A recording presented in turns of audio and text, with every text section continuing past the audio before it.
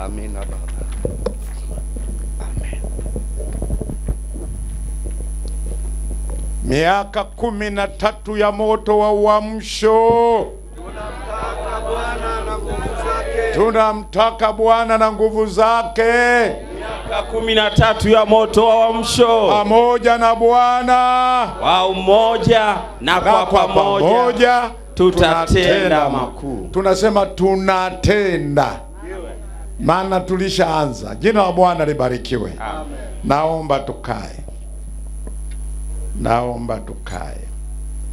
Mpendwa askofu wa jimbo, ndugu yetu Anania Bombo, pamoja na kamati yako, wapendwa waangalizi na mwangalizi mwenyeji wa hapa, mpendwa mchungaji kiongozi wa kanisa hili, pamoja na mama mchungaji, wapendwa viongozi wa idara mbalimbali, wapendwa wachungaji wenzangu wa kanisa la Tanzania Assemblies of God, wapendwa watumishi wa Mungu kutoka kwenye madhehebu mengine ambao mmekuja ili tufurahi pamoja nanyi, wageni waalikwa wote, mabibi na mabwana, ninawasalimu katika jina zuri la Kristo Yesu. Wameitikia watano. Ninawasalimu katika jina zuri la Kristo Yesu.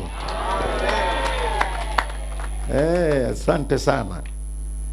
Kwanza kabisa napenda nimshukuru Mungu ambaye amenipa fursa hii ya kuwepo mahali hapa.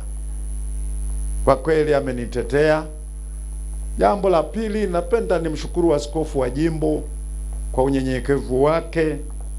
Kwa kweli nimepokelewa kwa heshima ya hali ya juu sana.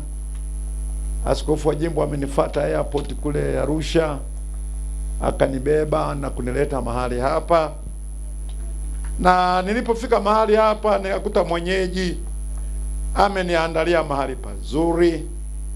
Sio mahali pazuri tu, na chakula kizuri. Kwa hiyo hapa nilipo niko vizuri sana. Kama nitashindwa kuhubiri basi ni matatizo yangu. Maana nitasingizia nini? Kama chakula nimekula, nimelala pazuri, alafu nishindwe kuhubiri vizuri, itakuwa ni matatizo yangu. Lakini nikuhakikishie nina ujumbe mzuri. Kwanza nilete salamu kutoka kwa mke wangu, amewasalimia sana. Alitamani sana aweze kuwepo pamoja nami, lakini pale kanisani tuna mkutano, kwa hiyo yeye ameona abaki pale. Pili, nilete salamu kutoka kwa rafiki yetu. Hebu sema aha. Si lazima ushangae tunasema rafiki yetu, maana na wewe ni rafiki yako. Ndio. Si ndio? Unataka nikutajie, si ndio? Ndio. Basi unasema aha, ni yupi huyu? Kutoka kwa rafiki yetu, ndugu yetu, kipenzi chetu, mbeba maono wetu, si mwingine Askofu Mkuu Dr. Barnabas mtoka mbali anawasalimia, ambaye liko hapa leo kwa niaba yake. Alitamani hata barua iliyokuwa imekuja ofisini haikusema makamu wa askofu, ilikuwa inamtaka askofu mkuu. Lakini kutokana na sababu zilizo nje ya uwezo wake hakuweza kuja, akanituma mie nije nimwakilishe. Kwa kweli tunamshukuru Mungu sana. Ndugu wana TAG, mtakumbuka kwamba tumepita kwenye kipindi kigumu kwa ajili ya kuuguliwa na askofu wetu mkuu kwa muda wa miezi 8,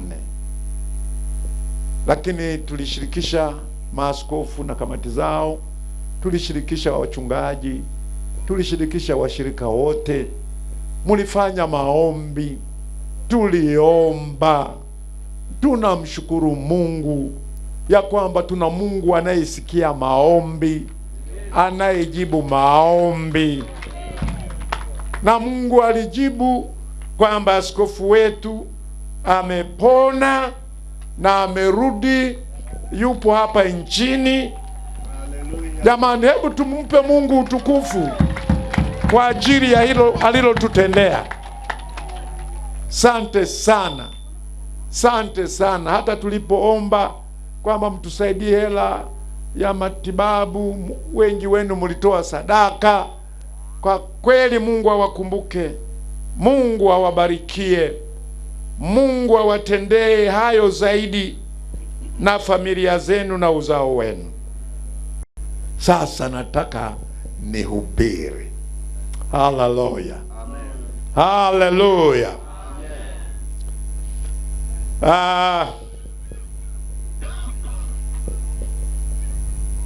Nitahubiri neno linalohusu maadhimisho, na neno la pili shukurani. Tangu nimefika hapa nimesikia maneno ya kitamko, maadhimisho, halafu kuna shukurani. Basi sasa hebu nimshukuru Mungu niweze kutiririka. Baba, ninakushukuru, naomba ulibariki neno lako wakati nazungumza na watu wako. Roho Mtakatifu utupe uelewa na kupokea. Baba, asante kwa ajili ya tukio hili maalum. Baba, katika jina la Yesu tumeomba na kushukuru, amen. Maadhimisho ni nini? Tumealikwa kwenye maadhimisho ya miaka 50 katika kanisa la Tanzania Assemblies of God GMT. Ni nini maadhimisho? Ni nini? Na tumeambiwa ndani ya maadhimisho hayo kuna kumshukuru Mungu, yaani kuna shukurani. Aha. Kwa hiyo mimi nimeona ni vema tuone maadhimisho ni nini. Maadhimisho ni kumbukumbu. Haleluya.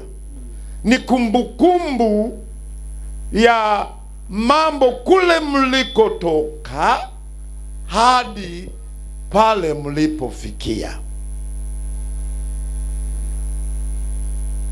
Kumbukumbu kule mlikoanzia mpaka hapa mlipofikia. Mnajaribu kukumbuka kwamba tulianza hivi, leo tuko hivi. Na kwa watu wa Mungu, kwa vyovyote vile, maana yake wanamwambia Mungu asante. Mungu asante. Hapa tunatambua, yani ni kutambua.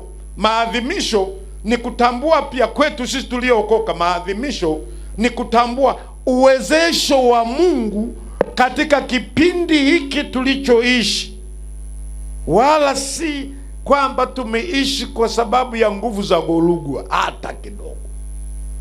Simuwe mnaniitikia amina. Tunatambua hatujaishi mpaka kufikia hapa kwa nguvu za watumishi waliokuwepo. Hapana, ndiyo kwa sehemu fulani, lakini tunajua ni kwa uwezesho wa Mungu. Niitikia amina basi. Uwezesho wa Mungu umetufikisha hapa. Na uwezesho ulipitia wapi? Ulipitia watumishi wa Mungu, kuanzia walioanza na waliofuata mpaka sasa na tutakavyoendelea. Jambo la pili, tunaona Mungu aliagiza maadhimisho yafanyike. Kumbe Mungu anapenda maadhimisho. Nataka mjipongeze kwamba nyinyi leo katika tukio hili mmembariki Mungu. Mungu anapenda sana maadhimisho. Unajua watu wanaoadhimisha Mungu anajisikia kwamba wamenitambua, kumbe wananijua. Mungu tunaona katika kitabu cha Kumbukumbu la Torati sura ile ya 16 anaagiza wana wa Israeli wafanye maadhimisho. Mungu wetu anafurahia maadhimisho na anaagiza watu wake wafanye maadhimisho. Yapo maadhimisho ya aina nyingi, na leo nataka nikufundishe uwe na tabia ya kufanya maadhimisho. Kama Mungu anapendezwa na maadhimisho, maana yake basi wewe unayempenda Mungu uwe na tabia ya kufanya maadhimisho. Tuna maadhimisho ya aina mbalimbali. Tuna maadhimisho ya siku ya kuzaliwa, birthday. Fanya. Sisi wazee birthday hatufanyi. Sikukuu ya kuzaliwa hatufanyi. Mimi nashukuru Mungu, baada ya kuzaa watoto ilinibidi niingie kufanya maadhimisho ya birthday za watoto wangu. Sasa mimi mwenyewe najionia kawaida tu. Sasa baadaye watoto wakawa makini kukumbusha na mimi nifanye maadhimisho. Kila ikifika tarehe ya kuzaliwa kwangu nakutaka tu message, maana wameshatawanyika. Baba, tunakupongeza kwa kuzaliwa kwako, na sasa umefikisha miaka hii, tunamshukuru Mungu. Na siku zingine wananifanyiaga wanaita surprise nini? Tunaita nini Kiswahili? Yaani haya tuache hivyo, wote wanajua surprise. Yaani nasitukia tu. Kushtukiza. Ninashtukia tu. Narudi nyumbani, wa binti na wa kaka wameandaa, mimi naingia getini hapa nasikia happy birthday to you. Mimi nashangaa, kumbe ndio sikukuu yangu ya kuzaliwa. Basi wanakata keki pale tunakula. Kwa kweli wazee wenye umri wangu kama kina Gorugu hao, sijui kama wanafanya gao. Kama kina Kadwe. Kama kina skofu wangu wa jimbo sijui. Wanajitahidi, kumbe wapo nao jitahidi. Lakini ni nzuri. Mwaka una mimi nilijipanga nikasema nitafanya happy birthday, sio kunikumbusha watoto. Kuna wakati hata mitandao ya simu wao nanikumbusha. Si unajua unapojaza ile fomu, wanajua hata tarehe ya kuzaliwa kwangu, nakuta wanaambia tunakupongeza siku ya kuzaliwa. Message imekuja. Safari nikasema nitafanya ya kishindo. Kama watoto wananifanyiaga, hii nitafanya. Bwana we. Kutokana na mikiki ya kazi, tarehe hiyo nikakuta kuna natakiwa pale. Lakini bado nimedhamiria nitafanya hata kama tarehe imepita. Nitafanya. Jamani, haleluya. Yapo maadhimisho unaweza kufanya. Maadhimisho ya miaka ya ndoa. Umeoa mtoto wa watu. Umekaa miaka mpaka 10 hapa. Kuna ndoa zina miaka 50 hapa. Kuna ndoa zina miaka 60 hapa. Kadwe, umefanya maadhimisho ya miaka ya ndoa yako? Tena wewe ukifanya lazima unialike mimi ndio nije. Yaani Mungu anapendezwa kwa sababu ni siku ambayo unamwambia Mungu, asante. Ulinipa binti huyu. Tumeenda pamoja miaka hii 50. Na wala hakuna kati yangu na yeye aliyevunjika wala jino wala sikio. Unafikiri ni kitu cha mchezo? Sasa mnasikia watu ndoa zingine wanauana huko. Sisi tuna ulinzi wa Mungu. Unapoadhimisha unamwambia Baba asante. Mnakubaliana na mke wako, mnaadhimisha. Hiyo mimi ninaongea na ujasiri, maana nimeshafanya maadhimisho ya miaka 40 ya ndoa yangu miaka 5 iliyopita, minne iliyopita, na niliona utukufu wa Mungu sana. Mungu anapenda maadhimisho. Hebu mtikise mwenzako, hata kama anasinzia, mwambie Mungu anakutaka ufanye maadhimisho. Leo tunakumbushwa na kanisa hili ambalo limeamua kutualika mahali hapa. Tunatoka mbali sisi watu wengine, mpaka unaona ofisi kuu imetoa mtu kuja hapa. Sio kitu cha kipuuzi. Nataka muelewe Wanambulu, ofisi kuu imetoa mtu kuja hapa, sio kitu cha kitoto. Tunathamini kwamba hawa watu wanamthamini Mungu. Haleluya! Sasa tuone maandiko katika Kumbukumbu la Torati. Mungu anatoa maadhimisho ya sikukuu 3. Akatoa maadhimisho sura ya 16 mstari wa 1 mpaka wa 3. Anasema hivi, utunze mwezi wa Abihu, ukamfanyie Pasaka Bwana Mungu wako, kwa kuwa ilikuwa ni mwezi wa Abihu alipokutoa Misri usiku Bwana Mungu wako, nawe umchinjie Pasaka Bwana Mungu wako katika kundi la kondoo na la ng'ombe, mahali atakapochagua Bwana apakalishe jina lake. Akatoa masharti ya kumla pale, akaeleza mambo mbalimbali.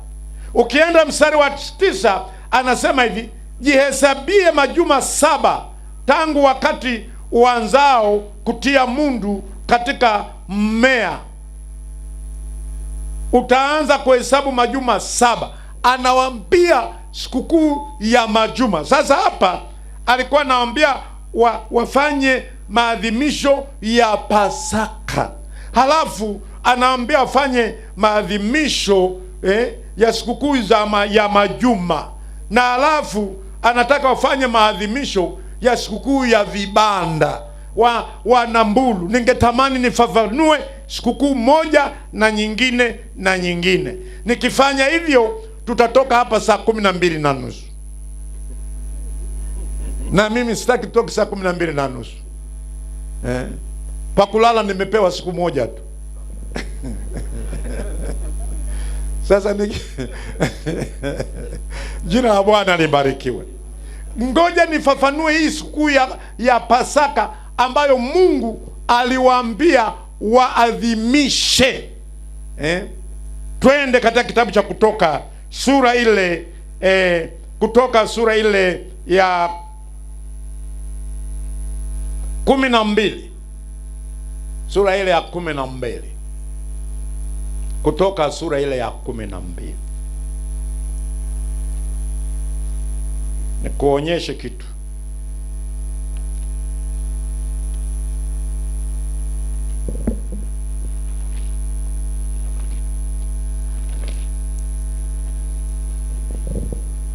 Wote tunakumbuka ya kwamba Pasaka haijaanzia kutokana na kufufuka kwa Yesu. Pasaka ilianzia tangu wakati wa wana wa Israeli walipokuwa utumwani kule Misri. Sasa sura ile ya 12 mstari wa 24 na 27, nataka usikilize hapo. 24 na 27, 24 mpaka 27, anasema hivi, Farao akamwita Musa. 12 mstari wa 24, nanyi mtalitunza jambo hili kuwa ni amri kwako na kwa wanao milele. Itakuwa hapo mtakapofikiria hiyo nchi Bwana atakayowapa kama alivyoahidi, ndipo mtakaposhika utumishi huu. Kisha itakuwa hapo watoto wenu watakapowauliza, nini maana yake utumishi huu kwenu, ndipo mtawaambia, ni dhabihu ya Pasaka ya Bwana, kwa kuwa alipita juu ya nyumba za wana wa Israeli huko Misri. Hapo alipowapiga wa Misri, akaziokoa nyumba zetu. Hao watu wakainama vichwa na kusujudia. Jina la Bwana libarikiwe. Mungu anaeleza sababu ya kufanya maadhimisho. Anawaambia wafanye sikukuu ya Pasaka, na wote tunafahamu kwamba wana wa Israeli walipokuwa kule Misri walikuwa utumwani, wamekaa miaka 400, wameteseka. Mungu akamtumia Musa ili awakomboe kwenye utumwa. Tuko pamoja? Lakini kila alipokuwa anaongea na mtawala ambaye ni Farao, akawa nakataa, na Mungu akawa anamtumia Musa kuleta pigo la ajabu sana, lakini moyo wa Farao ukawa mgumu. Yalitokea mapigo mpaka mapigo 9, moyo wa Farao bado unakataa, hakuna kuacha hao waende, kama alivyo shetani. Unajua shetani hata kama umeokoka bado anakutaka. Hakuna kiumbe king'ang'anizi duniani kama shetani.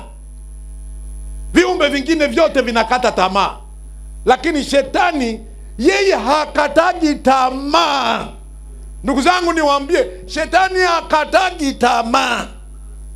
Hata ufanye mambo ya namna gani, atatulia. Ukimtwanga katulia kule, alafu anapanga plani nyingine, anakuja anakufuata tena. Ndio maana ipo haja kukaa karibu na Mungu. Jamani, amina.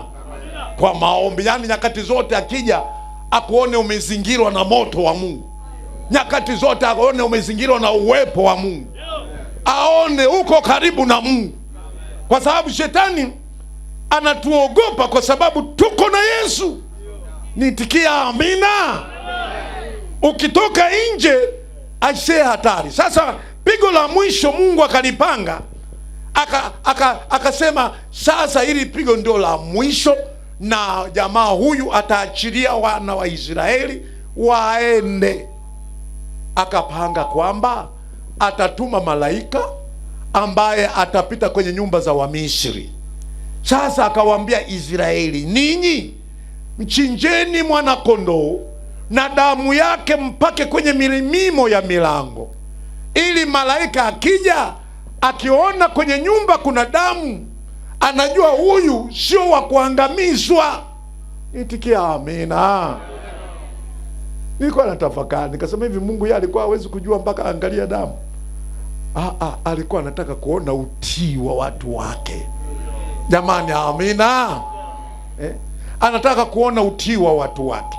Sasa baada ya pale, wale waliotekeleza, na kwambia malaika aliposhuka wa mauaji, aliua watoto wazaliwa wa kwanza wa Wamisri wote na wazaliwa wa wanyama wote.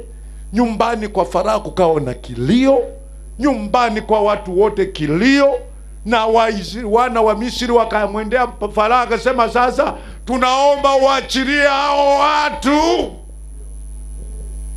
Ndipo Israeli wakaachiliwa. Nyumba za Israeli, za wana wa Israeli wenyewe hawakupata shida, maana Mungu, malaika yule akiona damu anapita, nyumba isiyo na damu anaangamiza. Unaona?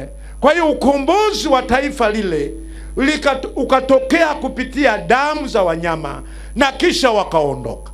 Sasa Mungu anaagiza, anasema kitendo hiki muendelee kukifanya kama kumbukumbu. Muendelee kuadhimisha Pasaka. Halafu anasema hivi, mtakavyokuwa mnaadhimisha, Mungu alikuwa analenga kitu. Anasema watoto wenu, maana hawakwepo wakati wa tukio lile, watauliza, hivi hii mnayofanya maana yake nini? Halafu akamwambia, mtawajibu kwamba kulikuwa na tukio. Huyu Mungu tunayemtumikia ni mkuu, aliwezesha sisi tukatoka. Unaona, Biblia inasema walipojibu namna ile, wale watoto wakainama vichwa wakamsujudu Bwana. Si unitikia amina? Ndio maana maadhimisho yanafanya leo hii watoto waliopo hapa ndio wanaelewa, hili kanisa kumbe ni la miaka 50 hapa, na hata majirani nao wanashangaa, hivi walokole walikwepo hapa miaka 50? Unajua kuna watu wanadhani sisi ni chizi tumejitokezea tu, kumbe tuna mizizi. Nitikia amina? Tuna mizizi mikubwa katika taifa hili. Kanisa la Tanzania Assemblies of God lilianzishwa 1933 kabla hata ya uhuru. Nitikia amina? Nyerere kabla hajadai uhuru, ulokole ulikwepo. Watu wanaimba Yesu yu mwema, Yesu yu mwema. Sasa wenzetu wanapotuona leo tunatangaza humu, wanasema jamani, wewe tu wamekosa kazi hawa. Anasema hizo hii msiende kwenye makanisa ya kijinga ya hivi karibuni. Hapana, maadhimisho haya wana GMT yanafanya hata majirani wajue ya kwamba yuko Mungu, watoto wetu wajue ya kwamba yuko Mungu, kwa sababu wanajua tunapozungumza hapa, halafu wanasema Allah, na heshima itaongezeka. Na niwaambie, katika maadhimisho haya kuna watu watakuja kuokoka kwa ajili ya maadhimisho haya. Watasema hao watu ndio wanaomwabudu Mungu, na watasema tunamtaka huyo Yesu wenu. Haleluya. Nilipanga nisihubiri, sasa naona nataka kuingia kwenye uinjilisti. Haleluya. Kumbe maadhimisho yana maana, kwa sababu hizi zifuatazo. Jambo la kwanza, faida ya maadhimisho: Mungu ni Mungu wa maadhimisho, na Mungu anatukuzwa. Ndio maana maadhimisho yetu hapa hatumtukuzi Golugwa. Golugwa ni historia, jamani, amina. Golugwa yeye ni historia, aliyemtii Mungu na Mungu huyo akamtumia. Unaona, lakini hapa anayetukuzwa ni huyo Mungu aliyemwezesha Golugwa, huyo aliyemuokoa Golugwa, huyo aliyeweka ujasiri ndani ya Golugwa kushuhudia watu. Jamani, amina. Kwa hiyo faida ya kwanza, Mungu anatukuzwa. Jamani, amina. Lakini jambo la pili, tunaona maadhimisho ni somo zuri kwa kizazi kipya. Kwa wale wasiojua wanakuja wanajua. Maadhimisho tunaona maana na faida ya maadhimisho nyingine ni kwamba ni kukumbuka wema wa Mungu. Ule wema tunaukumbuka, zile fadhili tunazikumbuka, jinsi ambavyo Mungu alilinda hapa wakati mzee Banga anaanzisha kanisa. Jamani, tuko pamoja. Amepokea Injili na akawa mchungaji wa kwanza hapa. Kuna wema ulitembea na Banga, jamani, amina. Na ule wema ukatembea na washirika wale ambao walikwepo, na wengine bado wapo, tumewaona hapa. Amekuja Golugwa, tumeona wema ule tena unaendelea kutembea. Wema wa Mungu umelinda Golugwa, yupo mpaka leo na mke wake. Na wengine mmeokoka, mnaendelea kuishi. Halafu tumeona wema wa Mungu kwamba tumekuwa wazima. Tumeona wema wa Mungu, watu wanaokoka. Tumeona wema wa Mungu, ndoa zinafungwa. Tumeona wema wa Mungu, watu wanaponywa hapa. Jina la Bwana libarikiwe. Ndio maana Hii sio ibada ya mchezo, ina maana. Ina maana Mungu anapendezwa na shukurani. Shukurani. Shukurani. Jina la Bwana libarikiwe. Sasa watoto wanafundishwa, wanatambua. Namkumbuka Daudi anamuhusia mwanaye Suleiman, Mambo ya Nyakati wa kwanza sura ya 28 mstari wa 9. Anamwambia mwanaye, nawe Suleiman mwanangu, mjue Mungu wa baba yako, ukamtumikie kwa moyo mkamilifu na kwa nia ya kumkubali. Jamani, amina. Kwenye maadhimisho tunawaambia watoto, mjue Mungu wa wazazi wenu, mjue Mungu wa kanisa hili. Jamani, amina. Ndiye mtenda maajabu, ndiye mtenda miujiza, ndiye anayefanya yasiyowezekana yafanyike. Tuko hapa leo tunamwambia ahimidiwe, ainuliwe. Haleluya. Kumbe Mungu anapendezwa na shukurani. Hebu tumalizie, maana nimesoma maandiko ya Agano la Kale tu. Sasa twende Agano Jipya. Maana tumesema yani unapofanya maadhimisho kwa vyovyote shukurani zinakuwa hapo. Jamani, amina. Sasa tuone katika kitabu Injili ya Luka sura ya 17. Sura ya 17. Tuone Yesu anarespondi jinsi ambavyo kurudi kushukuru ni kwa muhimu. Mstari ule wa 8. Luka 17 mstari wa 8 na kuendelea, anasema hivi.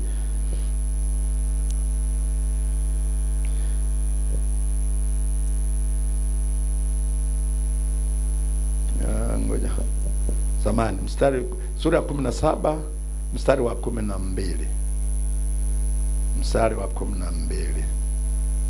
Nianzie wa 11. Biblia inasema, ikawa walipokuwa njiani kwenda Yerusalemu, alikuwa akipita katikati ya Samaria na Galilaya. Na alipoingia katika kijiji kimoja, alikutana na watu 10 wenye ukoma. Watu wangapi? 10 wenye ukoma. Wakasimama mbali, wakapaza sauti wakisema, Yesu, Bwana mkubwa, uturehemu. Alipowaona aliwaambia, enendeni mkajionyeshe kwa makuhani. Ikawa walipokuwa wakienda, walitakasika. Na mmoja wao alipoona kwamba amepona, alirudi huku akimtukuza Mungu kwa sauti kuu. Akaanguka kifudifudi miguuni pake, akamshukuru. Naye alikuwa Msamaria.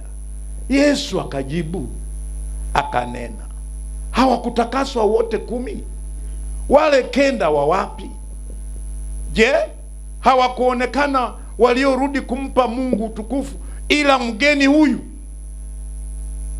Akamwambia, inuka, enenda zako, imani yako imekuponya. Haleluya. Yesu anakutana na watu 10. Naomba kanisa tuwe watu wa shukurani. Katika 10 hawa wana ukoma na wamepata habari za Yesu. Mimi naamini wale watu walipata habari za Yesu, walisikia anavyofanya kazi Yesu.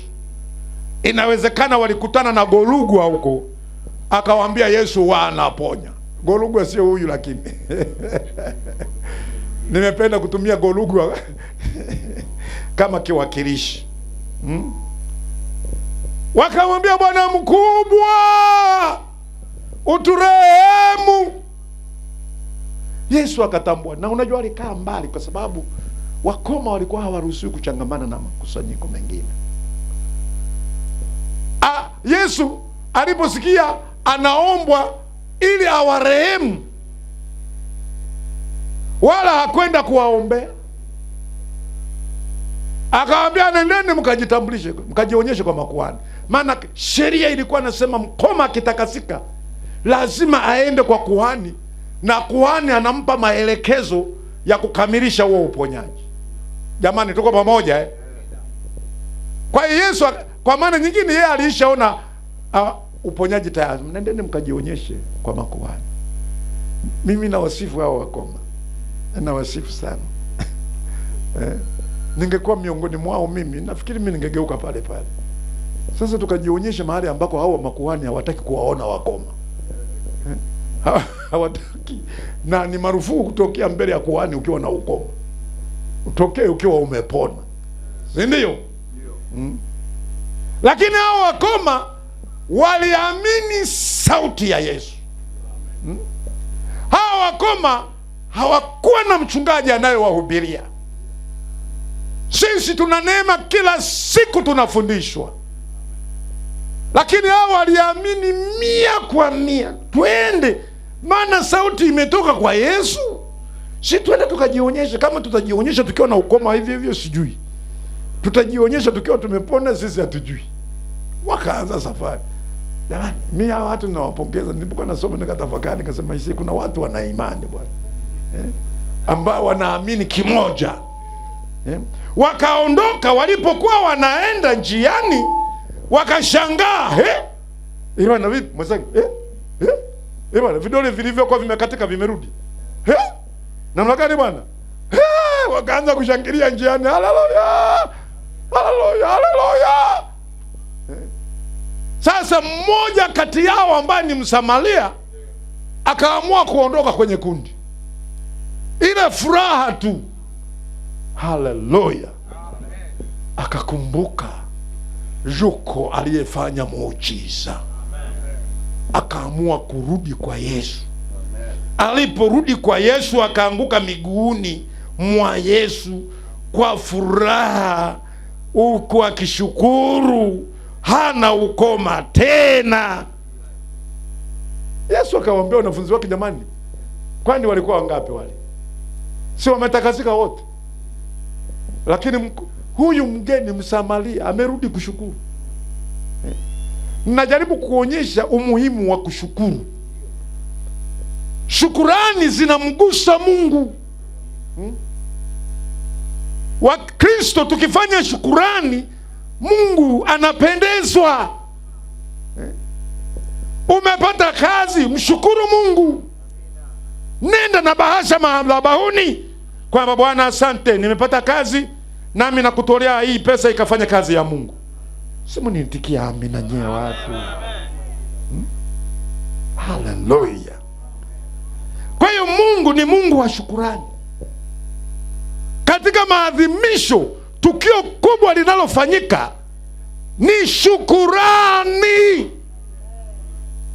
Nimefurahi sana, kwaya zimeimba hapa, zimeimba kwaya vizuri. Na baba askofu, hili jimbo lako lina wanakwaya wazuri sana. Maana kwaya, kila kwaya iliyosimama hapo inaimba vizuri. Jamani, amina. Na wanaimba, wanamsifu Mungu. Leo tumekusanya kwaya mbalimbali, wachungaji mbalimbali, washirika mbalimbali, na mimi nilitarajia washirika wa jimbo la Mbulu wote leo wangekuja hapa, kwa maana hapa ndio chimbuko, mahali ndipo Yesu alianzia. Haleluya. Hivyo basi, jenga moyo wa kuwa na shukurani. Haleluya. Mungu anapendezwa na shukurani. Yesu, sasa ona, katika shukurani kuna kitu Mungu anafanyanga. Katika wale 10 tunaona wengine walijiendea, hata sijui kama walienda kujionyesha hata kwa makuhani. Inawezekana hata kwa makuhani hawakufika, akasema twende zetu jamani. Twende kujionyesha nini tena? Tutaenda kuambiwa tukatafute njiwa wa nini? Maana uponyaji wa ukoma wa kawaida, ukienda kwa kuhani anakuambia tafuta njiwa, sio achinjwe, sio nini. Akajua huu ni uponyaji bwana. Tusiende kuandikizwa masharti mengine huko, twende zetu. Wakajiondokea. Lakini aliyerudi kutoa shukurani akapewa kitu cha ziada. Jamani, amina. Cha ziada, akasamehewa na dhambi. Haleluya. Katika shukurani, katika tukio hili, kanisa hili, na kuambia kuna kitu Mungu atafanya. Washirika wa hapa hata mfurahi kusema amina, mnaniuzi. Yani mlivyojidhabihu, mumefanya maandalizi sijui kwa muda gani, mmefanya maombi kwa muda gani, mumegharimia kwa kiwango gani, na leo tuko mahali hapa, na sijui tutakula leo hapa. Maana kawaida ya maadhimisho yalikuwa yanamalizika na chakula, na kawaida ya maadhimisho yalikuwa yanalazimishwa kuhakikisha kila mmoja anatoa sadaka. Nikimaliza kuhubiri hapa, achana na sadaka tuliyotoa, ile ilikuwa ya ibada ile, lakini sadaka ya maadhimisho inaenda kutolewa. Yani na tulioalikwa wote tujue, tuone kama kweli tunaungana na hao watu, kwamba ewe Yehova asante, ewe Yesu asante. Tutaonyesha shukurani zetu kwa sadaka. Unajua, katika maadhimisho ndipo mahali ambapo Mungu akasema asionekane mtu kuingia kwenye maadhimisho mikono mitupu. Jamani, amina. Kama umekuja mikono mitupu hapa leo, azima hata kwa jirani yako. Kama ni mshirika wa hapa, andika karatasi, sadaka yangu ya maadhimisho nitaleta Jumapili. Kesho Jumapili mna haki ya kuleta. Sisi wa mbali tuazime tu hapa tutoe. Maana kesho hatutakuwepo hapa. Ndugu zangu, nimependa na najisikia raha. Nimehubiri habari za maadhimisho. Nini maana ya maadhimisho? Na nikasema maadhimisho ni Mungu, tuna Mungu wa maadhimisho. Halafu nimetaka nikuonyeshe maadhimisho yanabeba shukurani kuliko kitu kingine chochote. Tunaposema tunaadhimisha miaka 50, mioyo yetu imejaa shukurani kwa Mungu. Tumepitaje huko? Mwaka wa kwanza, mwaka wa 10, mwaka wa 20, mwaka wa 30, mwaka leo wa 50, na bado tunatembea. Tumepitaje? Yuko Bwana wa mabwana, yuko aliyetuwezesha.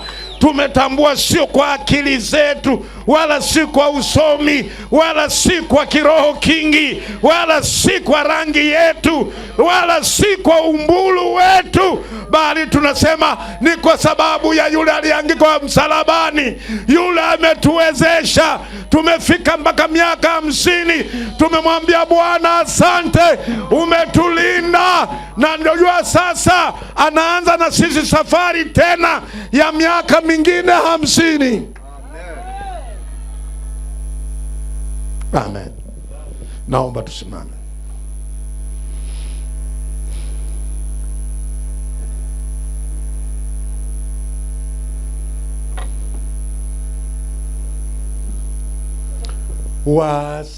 Wastahili sifa za moyo wangu, na kuabudu uliniumba nikuabudu,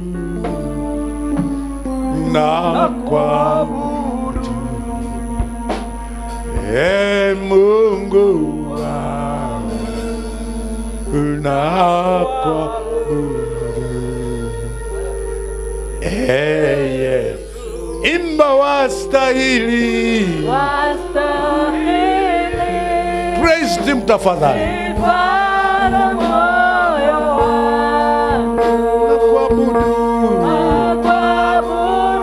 Kila mmoja aliyo kwenye uwanja unaomba aimbe.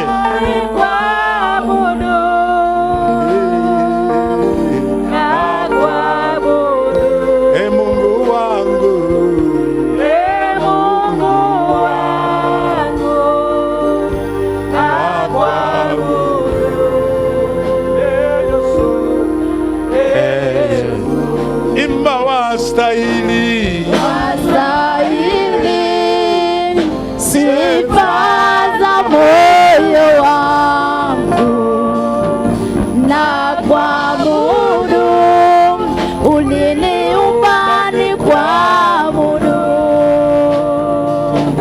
na kuabudu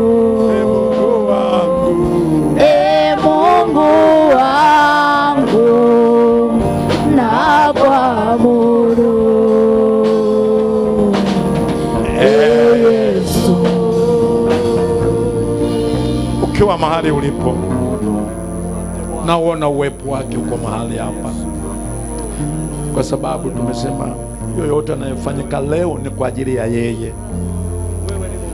Yeye Yesu yuko mahali hapa, naona anafurahia kusanyiko hili, anafurahia hizi shukurani. Kama upo mahali hapa, umekuja kwenye sherehe hizi na unajiona kabisa hujaokoka, Yesu anatamani kukuokoa leo. Anatamani uingie uwe kwenye zizi lake. Kwa hiyo kama upo unasema, baba mchungaji, naomba uniombee, namtaka huyo Yesu mimi, naomba uniombee. Kama upo mtu wa namna hiyo, inua mkono wako nikuone hapo hapo ulipo, nikuombee. Unasema nataka kuokoka leo, naomba uniombee, nyosha mkono wako. Kama upo, nyosha mkono wako. Haleluya, haleluya. Kama upo, nataka kuona mkono umeinduliwa namna hii, ndipo nitaomba. Kuna jambo jingine kwenye maadhimisho haya leo. Inawezekana umekuja kwenye ya maadhimisho, lakini unapita kwenye mambo magumu sana. Inawezekana unagonjwa ambalo limekera, lakini umebaki nalo tu mpaka umefika mahali umesema ni ugonjwa wako. Huyu anayeadhimishwa leo anataka kuondolee gonjwa hilo, anataka kuondoe kwenye tatizo hilo, anataka kuondoe kwenye janga mbalimbali. Kama upo mtu unahitaji maombezi ya uponyaji, maombezi ya kufunguliwa kwenye shida, kama upo, nyosha mkono wako nikuone. Nataka kuomba na wewe. Asante, naona kuna mikono. Naomba njoo hapa, njoo hapa. Nataka kuomba na wewe, nataka kuomba na wagonjwa na wenye shida mbalimbali. Nina uhakika na huyu Yesu, na uhakika naye. Naomba njoo hapa, tunataka kuomba na wewe. Sio kwamba tunataka kukuaibisha, tunataka kuomba na wewe. Kama upo, unajua shida yako, unajua matatizo yako, unajua mapito yako, unajua mambo magumu yanayokupitia, na kwambia yuko anayekuhurumia, yuko ambaye anakupenda. Yule ambaye nimesema aliwahurumia wale wakoma waliposema uturehemu, akasema nendeni mkajionyeshe. Manake aliwaitikia ya kwamba nimekwisha kufanya, nimekwisha kufanya. Na katika maadhimisho haya nakwambia yatabaki kumbukumbu katika maisha yako, ya kwamba nilikwenda kwenye maadhimisho, yalikuwa yanamtukuza huyu Yesu, yalikuwa yanamuinua huyu Yesu aliyeweza kulinda kanisa lake miaka 50. Kama amelinda miaka 50, tumekuwa bado tupo, yuko anaweza kukuponya. Yupo. Naomba wachungaji wenzangu tuhame kwenye hema, twende kwenye kusanyiko hili. Tunataka waliokuja kwenye maadhimisho haya watoke wakiwa wazima. Kama wamekuja wagonjwa, watoke wakiwa wazima katika jina la Yesu nayemtumikia. Na ninamuona yupo katikati yetu, Yesu mwenye maadhimisho, Yesu ambaye anabeba utukufu wote, yuko mahali hapa. Ninakuhakikishia hutatoka kama ulivyoingia. Naomba wachungaji, popote mlipo, simama mbele ya mtu, simama mbele ya mtu, simama mbele ya mtu. Magonjwa, matatizo, mashida yanaletwa na shetani. Biblia inasema Yesu alikuja ili asivunje kazi za ibilisi, na sasa kwenye maadhimisho haya Yesu anakwenda kuvunja kazi za ibilisi. Nataka niongee na wewe unayeumwa. Wewe kama unaumwa, weka mkono wako panapouma. Kama ni matatizo ya kifamilia, ni mengine, weka mikono yako yote miwili kifuani. Weka mikono kifuani, weka mikono kifuani. Lazima tuone unaachiliwa, tuone unaachiliwa. Waliookoka huko wote, nyosheni mikono kuelekea huku mbele ya wenzetu hawa, tutamke maneno ya uzima. Baba, katika jina la Yesu wa Nazareti, asante kwa ajili ya siku ya leo. Asante kwa ajili ya maadhimisho haya. Nimekunena wewe, nimekutangaza wewe, nimeeleza uweza wako, nimeeleza mamlaka yako. Sasa katika jina la Yesu wa Nazareti, nguvu ya mateso ile inayotesa imwachilie mwanamke yule, imwachilie kijana yule, imwachilie baba yule, imwachilie katika jina la Yesu, imwachilie. Natangaza kuachiliwa, natangaza kufunguliwa, natangaza katika jina la Yesu, natangaza katika jina la Yesu, umwachilie mwanamke huyu, mwachilie mwanamke huyu. Huna haki ya kumtesa tena, kwa mamlaka katika jina la Yesu. Mwachilie, mwachilie. Ewe tatizo, ninakuapisha uachilie katika jina la Yesu.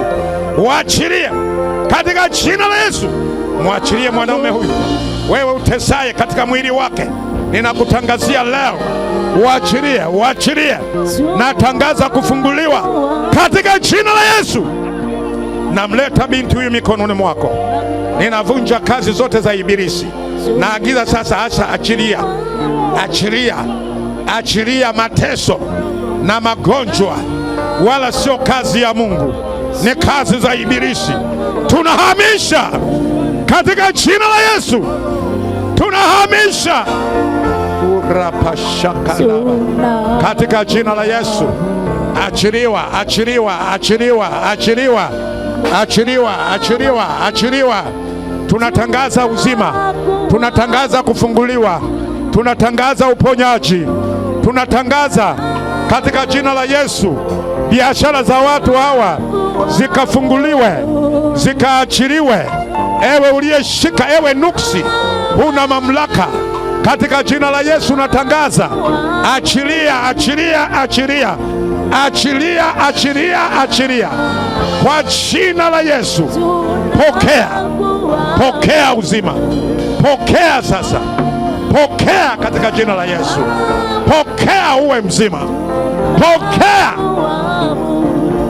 Haleluya, haleluya.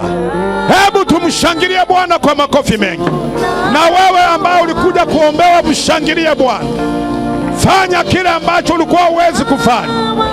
Cheki maeneo yaliyokuwa yanauma, jicheki mwenyewe, kwa maana Bwana amekwisha kutenda katika jina la Yesu. Asante sana.